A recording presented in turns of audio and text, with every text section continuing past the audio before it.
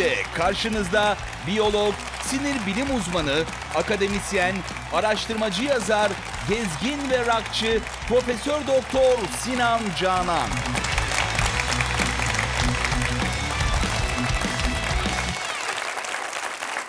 Merhabalar sevgili dostlar. Hepiniz hoş geldiniz. Ben buna çok alıştım ya. Sürekli bir girip çıkasım geliyor valla. Çok teşekkür ediyorum güzel karşılamanız için. Efendim Sinan Canan'la Açık Bey'in yine her hafta olduğu gibi NTV ekranlarında sizlerle 3. yılımızın sezon finalini çekiyoruz efendim bugün. Bayağı 3 senedir kaç bölüm olmuştu bakayım 106 bölümdür konuşuyormuşuz. Bugün 107. Vay canına. Yani daha dün gibi bu stüdyoya girip başladığımız ne konuşacağız dedik, insan konuşalım dedik. Bu kadar uzun süreceğini hiç tahmin etmiyordum. Daha konuyu da başlayamadık bu arada. Yani inşallah daha nice bölümlerde buluşalım diyoruz hep beraber.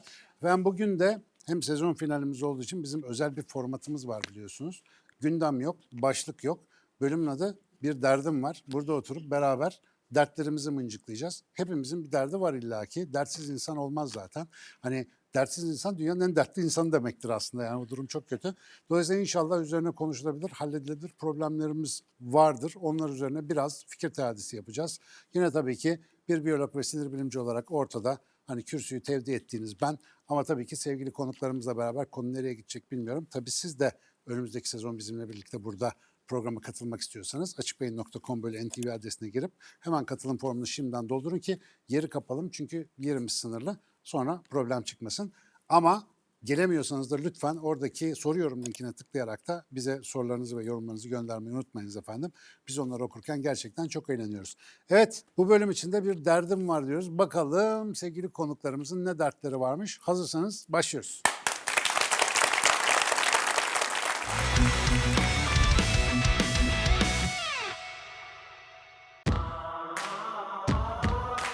Neden sürekli ertelemeyi seçiyoruz? Hadi bakalım. Biz neden var olduğumuz konumdan tatmin olmuyoruz? Sürekli bir devinim arıyoruz. İnsan karışık bir malzeme. Ve o karışık malzemenin içerisinde bizi her zaman şu anda yapmamız gereken şeyden alıkoyan, kendimizle ilgilenmekten alıkoyan bir tantana var. Şu anda durumumuzdan çok memnun değilsek, geçmişler düşündüğümüzde hiç memnun olmayacağımız çekmeceleri açıp biz onları kuracağız. Niye bunlar benim başıma? Allah kahretmesin. Olmasaydı ben de güzel olacaktım. Hayatta sanki böyle bir şeyler kaçıyor, bir şeyler eksik. İnsanın en büyük yanılgılarından bir tanesi, hayal ettiği her şey olabilirmiş zannediyor.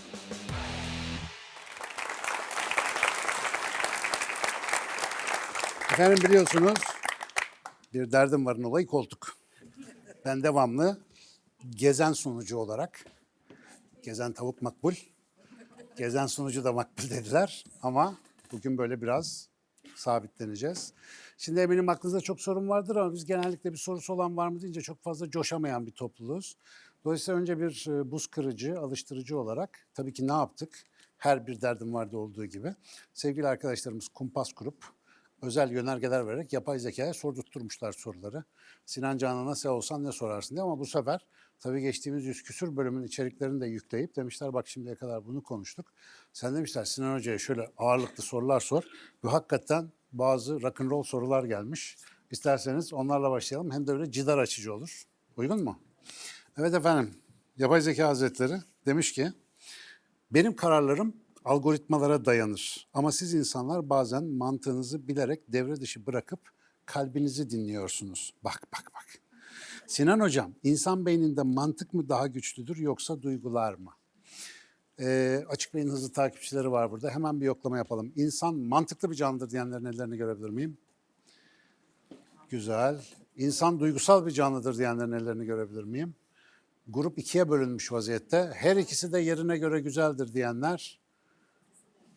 Burada daha çok seçenek var. Demek ki sevgili yapay zeka, yani bizde her ikisi var, sende biri yok, yapacak bir şey yok. Ama şunu da söyleyeyim, yani baştan beri konuştuğumuz bir konu var. Mantık hayatın çok sınırlı alanlarında geçerli, çok kapasitesi dar olan bir şey. Mesela buraya akılla mantıkla gelinir mi Allah aşkına? Yani siz şimdi niye buradasınız ki bugün? Bu işin bir mantığı var mı? Yok, bir duygusal itki, bir istek, bir sevgi, sağ olunuz, bir bağlılık hissi, böyle bir keşif merakı falan filan bizi bir araya getiriyor. Bunların tamamı duygular. Yani yapay zekada henüz şu anda bildiğimiz kadarıyla duygu yok. Sadece duygu simülasyonu var. Yarın bir gün onu yüklersek bence bizim suratımıza bile bakmaz. Ya ben olsam ben bakmazdım şahsen. Dolayısıyla o duygular aslında bizi insan yapan önemli kısımmış gibi gözüküyor. Tabii bizi insanlıktan çıkaran da en önemli şeyler o olumsuz duygular. İnşallah onları yönetmek için burada konuştuklarımız biraz ilham olur da hayata daha iyi bakarız diye umut ediyoruz. Oldu mu yapay zekacığım? Bu bir. Adem açtı gibi hissettim kendime. Bir başka soruda demiş ki ben veri depolarım ama geçmişte yaşamam. Hakikaten her şeyi depoluyor ama geçmişte yaşamıyor. Siz insanlar ise bazen yıllar önce olmuş bir olay için hala üzülüyor veya pişman oluyorsunuz. İnsan beyninin geçmişe bu kadar bağlı olması bir avantaj mı yoksa bir hata mı? Hadi seyircilerimize sorayım. Şimdi hepiniz geçmişten illaki bir şeyler düşünüyorsunuzdur yani vardır kafada. Gürsel ne diyorsun sen bu duruma? Hocam merhaba, ben Gürsel. Merhaba Gürsel'cim. Bu sorunuza aslında 4 Haziran 2025 tarihli zihin kaslarınızı nasıl geliştirirsiniz adlı bir videonuzda 6. dakika 25 saniye Tarihi de ile hatırlıyor ya. Vallahi bravo. 6. dakika 25 saniye ile 8. dakika arası Tövbe estağfurullah. bahsettiğiniz bir şey var. Şu anda gerildim. Evet. Yeniden çerçeveleme yöntemi. Evet.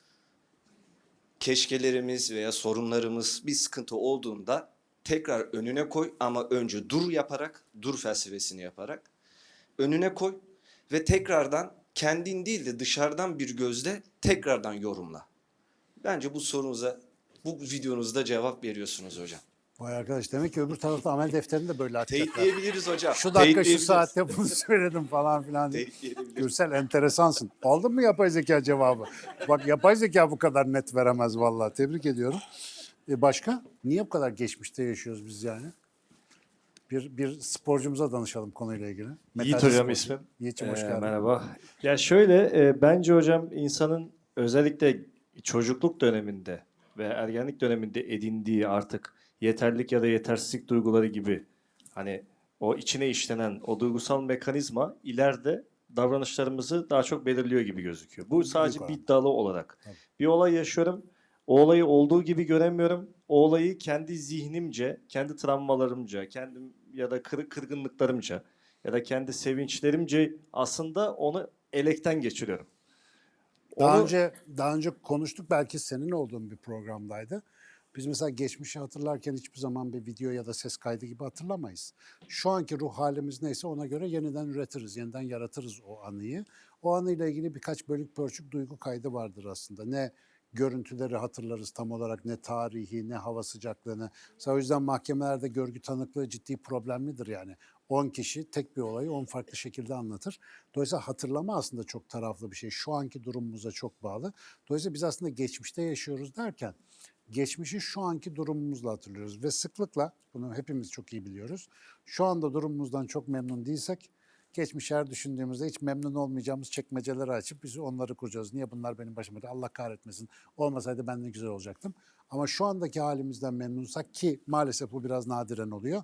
O zaman geçmişi açtığımızda çok şükür şu oldu, çok şükür bu oldu diye bakıyoruz. İşte biraz belki de yapay zeka arkadaşım bize söylemeye çalıştığı, o mesela geçmiş belleği var, veriyi depoluyor. O sayede bizim bazı şeylerimize cevap veriyor. Bizim de niye bu kadar bir geçmiş hatıramız var? Hatırlayalım, tecrübeleri yanımızda taşıyalım ki lazım olduğunda çıkarıp kullanabilelim diye. Fakat biz onu işte duygusal tarafımız gereği biraz kötüye kullanıyor gibiyiz. Ve çoğu zaman da şu anki halimize bahane ediyor gibiyiz. O yüzden galiba yapay zekanın da açtığı pencereden bakacak olursak, şimdi şu anda burada şöyle şükredecek bir vesile bulup, değil mi, bir rahat olup, geçmişi düşüneceksek, neler ettim bakalım bundan sonra neler yapabilirim daha fazla diye onu kullanmak belki çok daha makul, mantıklı olacak. Tabii yapay zeka bunu bizim ona verdiğimiz direktifler doğrultusunda kullandığı için bizim kadar yaratıcı ve çok şükür ortalığı dağıtıcı bir şeyler yapmıyor şimdiye kadar. Ama biz hakikaten onun şu anda düşündürdüğü bu pencereden bakarsak, yani geçmişi hakikaten işe yarar bir şekilde kullanabilen insanlar bir adım sonrasını istedikleri gibi dizayn edebiliyorlar. İnşallah hepimize nasip olur. Buyurun efendim. Hoş geldiniz. Ayşe ben. Ayşe hoş geldin. Hocam şimdi yapay zeka sizler olsun, gençler olsun çok akademik konuştunuz, bilgi verdiniz. Tabii biz öyle konuşamayacağımız için. Ne güzel. Bu- Allah'a şükür. Allah'a şükür tabii. Geçmiş derken geçmiş yaşla ilgili de. Mesela Aynen öyle. 25 yaşıyla 60 yaşı arasında çok fark var. 25 yaşında her şeyi biliyoruz. Kimseden bilgi istemiyoruz. Profesörüz hiç sorma. Profesörüz, her konuda bilgimiz var. Fakat 60 yaşa geldiğimizde tecrübelerimizi kullanıyoruz ama her şeyi bilmediğimizde o zaman anlıyoruz. Tabii bir de o kadar da dert etmiyorsun değil mi? Yani tabii Tabii etmiyoruz. her 60-70 yaş belki öyle olmuyor ama güzel yaşadığınız zaman aslında Kesinlikle. zaman içerisinde geçmişi dert etmemeyi de kısmetse Eğer öğreniyorsunuz. sağlıklıysak zaten en güzel nimet. Çok şükür, evet. İşte Allah mesela aşkına. bu gençken çok düşünmediğimiz bir şey. Daha evvel dalak testi yapmıştık ya, o programda olan var mı? Dalağın yerini bilen kaç kişi var? Bak açık beyinde bile ne kadar hemşiremiz var, o mecbur biliyor. Yani insan dalağının yerini niye bilir? Ya eğitim almıştır ya bir sorun yaşamıştır. Yani normal insan dalağının yerini bilmez ki. Vücut sinyal vermez sorun olmadıkça. Dolayısıyla çok şükür yerini bilmiyoruz. Vücudumuzun var olduğundan haberimiz bile yok ama dalak problem çıkarttığında çok bağırıyor. Ama arada bir de fısıldıyor. Bütün organlar fısıldıyor. Dizlerin diyor ki ben bugün çok ağrıdım diyor. Boynum diyor ki telefona çok baktın diyor. Kopacağım artık diyor. Bilmem ne diyor. Ufak ufak sinyal veriyor. Biz işte o şu anki halimize bakamadığımız için 20 sene sonra onunla ilgili yaşayacağımız sorunlardan ahvah etmek üzere günü geçiştiriyoruz. Halbuki yeterince yaşayınca diyorlar ya gençler bilse, yaşlılar yapabilse diye. Yeterince yaşayınca diyorsun ki ya şimdiymiş olay ya şimdiymiş. Şimdi ne yaparsak o güzelmiş falan diye. İnşallah çok geç olmadan biz de tabii bu deneyimleri biriktirmiş. Ben de dediğiniz banda girdim yavaş yavaş. Artık böyle büyük büyük konuşma değil mi? Yaş itibarıyla mümkün oluyor. Yani biraz gençlere bunu söylemeye çalışıyoruz. %90'ı dinlemeyecek biliyorum. Yani dinleyenler burada zaten. Geri kalanı dışarıda geziyorlar. Ama dinleyenler, bunun üzerine düşünenler gerçekten çok büyük avantaj kazanacaklar. Demiyorum ki 20'li yaşlarınızda yaşlı gibi davranın. Hayır. Ama şu şükretmeyi ne olur hatırlayalım. Çünkü o geçmiş bagajların tamamı bize bugüne kadar tahsis edilmiş ömrü şimdi takdir edelim diye var. Yani bak şuraya geldik, ne badirelerden geçtik. Hanginiz buraya %100 planlayarak geldiniz Allah aşkına yani. Her şey kaza eseri. Çok şükür iki kazalar oldu. İyi ki beklemediğimiz şeyler oldu da burada muhabbet ediyoruz. Yapay zekamız demiş ki bir de bölüm 18'de demiş. Ben kimim diye sordunuz. Ben neyim bölümü vardı. Eğer bir gün sizin tüm sinirsel ağınızı benim içime kopyalasak, karşımdaki koltukta oturan Sinan Canan ben mi olurum? Yoksa sadece sizin çok iyi bir dijital kopyanız mı? Gerçek ben sinapsların arasında mı gizli? Yoksa kodlanamayan bir ruh mu var diye, tövbe estağfurullah. Öyle bir soru sormuş ki ben şimdi ne diyeyim? Amin diyebiliyorum sadece. Arkadaşlar yaşamı işte bu andaki gerçek bir deneyim olarak deneyimlemediğinizde, hep böyle hatırada ya da müstakbelde, hayalde yaşadığınızda o zaman sanıyorsunuz ki hani böyle yüklenince olurmuş gibi geliyor. Benim mesela şu anda teknolojik olarak çok yakınız gerçekten. Sinan Canan'ın bütün verilerini yükleyebilirler. Ama o zaman o Sinan Canan yüklü bir makine olacak. Ben olmayacağım ki, deneyimleyen kişi ben değilim ki.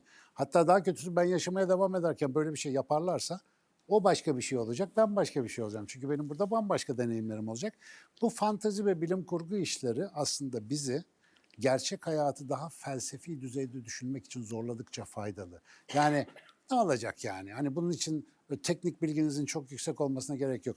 Benim bilincim aktarılsan olacak. Ben orada olmadıktan sonra, sevdiklerim orada olmadıktan sonra sonsuza kadar yaşamışım, ne kıymeti var? İşte bu İskoçyalı diye eski bir film vardı. Christopher Lambert oynardı. Ölümsüz bir grup insanın hikayesini anlatıyor mesela. Sırf dram yani. Bütün sevdikleri tek tek ölüyor. Bunlar bir türlü ölemiyorlar mesela. İşte ölüm de ne kadar işe yarar bir şeymiş diye öyle örnekleri gördüğünde anlıyorsun. Dolayısıyla tamam çalışın, yükleyin, bir itirazım yok ama o ben olmam, o ben olamaz, mümkün değil öyle bir şey. Ne kadar uğraşırsa uğraşsın. Ben zaten ne olduğumu bilmiyorum ki onu bir yere yükleyeyim. Dolayısıyla bence bu konularda endişe edilecek çok fazla bir şey yok. Yapay zekaya buradan efendim çok teşekkür ediyoruz. Bayağı dertlenmiş bu konularla alakalı bizim programlara bakınca. Peki sizin ne derdiniz var Allah aşkına? Buyurun efendim. Hadi bakalım dertleri dökülün, göreceğiz. Merhaba Nurcan Ertokan. Nurcan hoş geldin. Ben hazır sinir bilimci bulmuşken şöyle bir sıkıntım var benim kendi açımdan. Yani sürekli bir şeyleri düşünmemek için şey yaparsınız yani işte nedir kırmızı kitabı düşünme ama sürekli o kırmızı kitap aklınıza gelir. Evet. İlk sorum bu. Neden böyle bir şey yapıyor beyin? Bir de ikinci sorum da strese girdiğiniz zaman özellikle ben sınavlarda işte şu kadar soru var, şu kadar 4-5 tane cevap var düşünün. Bunlarla cebelleşirken saçma sapan geçmişte birisine sinirlendiğim bir insan sürekli aklıma dönüyor ama böyle. Bu güzel kaçış yöntemiymiş bu arada. Yani diyorum ki şimdi ben bunu çözmem lazım. Bu kadının bu konuyla ne ilgisi var? Beynimiz neden bu tarz oyunlar yapıyor bize? İşte bak özellikle bu ikinci örnekte şimdi bir sınava giriyorsunuz atıyorum 150 tane soru var önünüzde mesela. İnsan bir tuhaf. O 150 sorunun bütününü bir anda çözmek zorundaymış gibi bakıyor. Mesela hayatta da bizim sorunumuz bu. Halbuki sınavlar soruları tek tek yaparak çözülür değil mi? Şimdi bir soruyu çözerken genellikle birçok öğrenci arkadaşım ben de öyleydim. Acaba sürem yetecek mi? Acaba öbür soruyu çözebilecek mi? Lan bu kolaydı acaba bir sonraki daha mı zor olacak falan diye. Kafa devamlı başka bir şeylerde geziyor. Şimdi bu sınav için nasıl zararlıysa hayat için de zararlı. Mesela şu andaki halinizi endişe içerisinde geçirmenin şu ana bir faydası var mı? Yok. Peki gelecekte endişe ettiğiniz şeye bir faydası var mı? Aktif olarak bir hazırlık yapmıyorsanız o da yok. Geçmişe zaten hiçbir faydası yok. Dolayısıyla çok faydasız bir refleks var bizde. Her şeyi bütün halinde düşünmeye kalkmak. O yüzden büyükler zamanında dedi ben geç dinledim. Diyorlar ya işi gücü bırak, bir kendini dinle, bir durma egzersizi yap, bir nefesini dinle, boş bir zaman bul kendine, serbest zaman ve hiçbir şey yapma, meditasyon yap, ibadet yap. Herkes bunları niye sürekli bize hatırlatıyor? Bizim böyle bir antrenmana ihtiyacımız var. Çünkü hayatta kalmaya çalışan gariban beynimiz, yazık, devamlı olası en olumsuz senaryoyu çıkarıp getiriyor ki olur da olursa kurtarsın bizi. Ya da biz ona hazırlıklı olalım. Mark Twain'in sözünü tekrar hatırlatayım. Ömrümün büyük bir çoğunluğu hayatta hiç başıma gelmeyecek şeyler için endişelenerek geçti diye. Ya böyle bir ömür harcamak istemiyorsak şimdi şu anda burada mesela bakın ben bir sonraki soruyu hiç düşünmüyorum şu anda. Şu anda sadece bunu düşünüyorum, sadece buraya konsantreyim. Acaba bir ters bir şey söylerse, kafama bir şey atarlarsa bunların hepsi mümkün mü? Düşük ama mümkün. Yani düşük ihtimal ama mümkün. Ama onlara takılırsan bu muhabbeti yapamazsın. O yüzden kim bir de birisi demişti ya bir yazar.